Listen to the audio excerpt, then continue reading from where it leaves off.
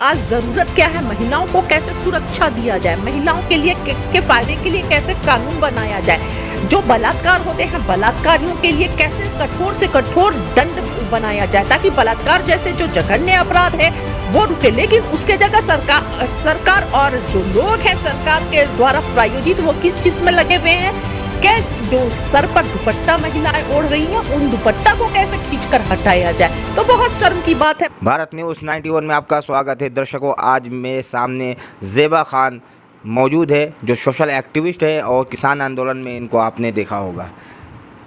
हिजाब के मामले में जो कर्नाटक हाई कोर्ट ने जो जजमेंट दिया कि हिजाब जो है इस्लाम में एसेंशियल नहीं है, यानी कि लाजिम नहीं है, तो इसी बात को लेकर ज़ेबा खान मौजूद है यहाँ पर और लॉ की पढ़ाई भी कर रही है। आइए इनसे बात करते हैं कि कर्नाटक हाई कोर्ट ने जो जजमेंट दिया है उस जजमेंट से आप कितना सहमत हैं।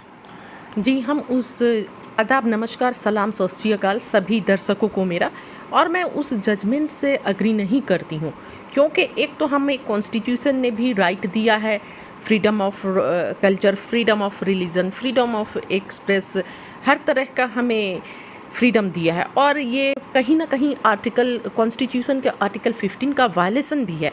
और के साथ बलात्कार होता है, गैंग रेप होता है, तो पीड़ित महिलाओं की सुरक्षा के लिए, बेटियों को पढ़ने के लिए, महिला सशक्तिकरण के खिलाफ कदम उठाना चाहिए और महिलाओं को कैसे सुरक्षा दिया जाए, और जो बलात्कारी हैं उनके लिए कठोर से कठोर कानून लाया जाए ताकि बलात्कारी डरे, किसी महिला को शिकार ना होना पड़े, महिला का शोषण ना हो। लेकिन उसके जगह आज सरकार क्या चीज़ में, आज लोग क्या कर रहे हैं, कैसी मूवी बना रहे हैं कि मुसलमानों के प्रति जो है इतना हमदर्दी क्यों, उन लोग कोई भी मुसलमान क्या पहने क्या खाए और भी चीज़ें मुसलमानों के पीछे क्यों पड़े हुए हैं।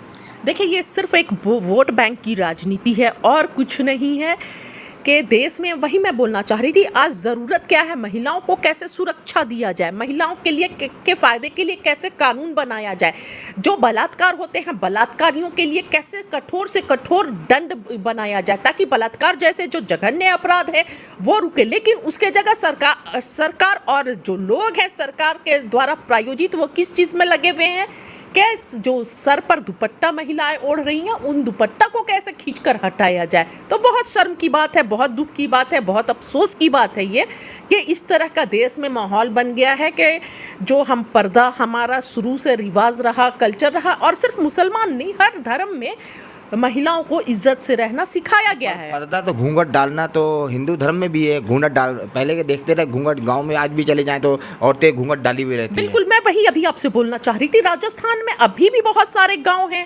जहां पर अपने भाई के बड़े हस्बैंड जो है उनके सामने घूंघट उठाए बिना, चाहे 70 साल 80 साल 90 साल की और महिलाएं शादी होकर इतने दिन हो जाते हैं फिर भी उनके सामने नहीं आती हैं और घर में बड़े बूढ़ों के सामने घूंघट खींच कर रहती हैं, फेस नहीं दिखता है। तब इन सभी पर को मुद्दा नहीं बनाया जाता है। पर मुस्लिम लड़कियां, बच्चियां अगर हिजाब लगाकर जाना, इज्जत से जाना पसंद करती हैं तो इसमें क्या दिक्कत है।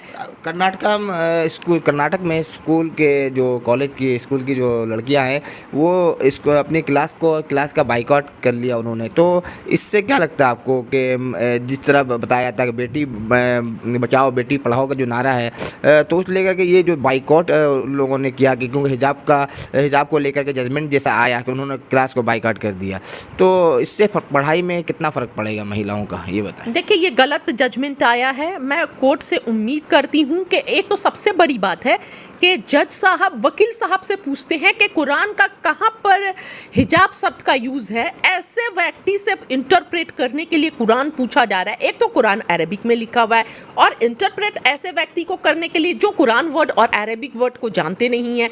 अगर मुझसे ही कोई पूछ ले कि कोई संस्कृत के श्लोक है उसको आप डिफाइन कीजिए, तो मैं कैसे कर पाऊंगी जबकि मुझे संस्कृत शब्द नहीं आते, संस्कृत नहीं आता है।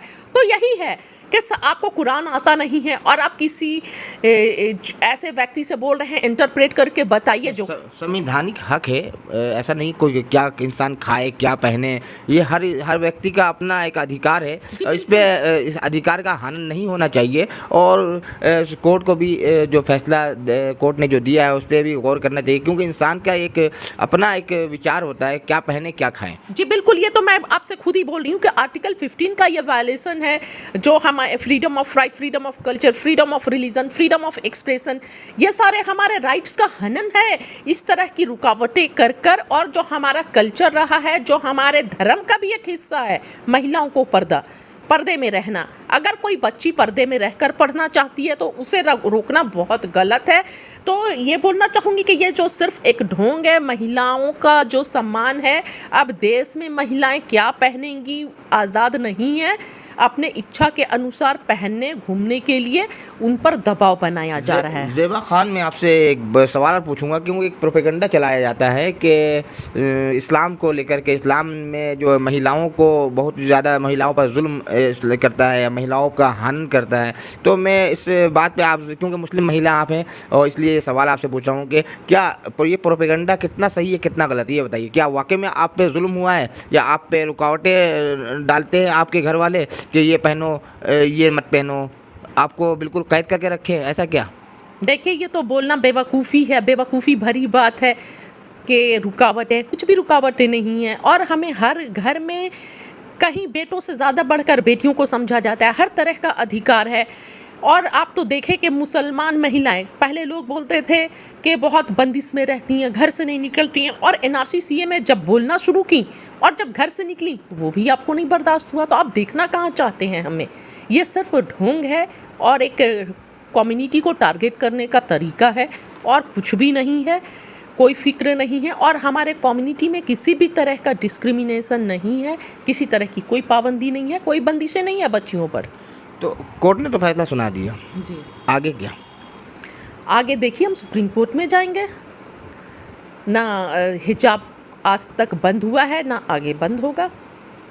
तो क्या कहना चाहेंगे आप कोर्ट से, जज से? मैं कोर्ट से अपील करना चाहूँगी, और सुप्रीम कोर्ट से अपील करना चाहूँगी कि मेहरबानी करके एक बार सही से इंटरप्रेट कीजिए कुरान को। जो इस्लामिक स्कॉलर्स हैं, जो अरेबिक लैंग्वेज को अच्छे से समझते हैं, उनसे पूछिए, उनसे इंटरप्रेट करवाइए, और तब डिसीज़न दीजिए कोई भी। और ये हमारे पहले ही हमारे फंडामेंटल राइट्स है, हमारे कॉन्स्टिट्यूशन के ने हमें राइट दिया है, हम क्या पहने, हम क्या ना पहने। तो मेहरबानी करके कोर्ट से अनुरोध है कि इस तरह अंकुश न लगाया जाए।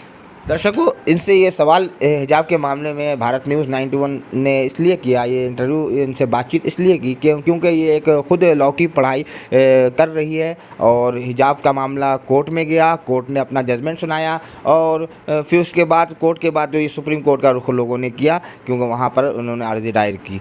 तो वीडियो को ज़्यादा से ज़्यादा शेयर करें और मैसेज को ज़्यादा सर्कुलेट करें। यूट्यूब पर देख रहे हैं तो चैनल को सब्सक्राइब करें, फेसबुक पर देख रहे हैं तो पेज को लाइक और फॉलो करें, भारत न्यूज़ 91 को सपोर्ट करें। बहुत बहुत शुक्रिया। जय हिंद, जय भारत।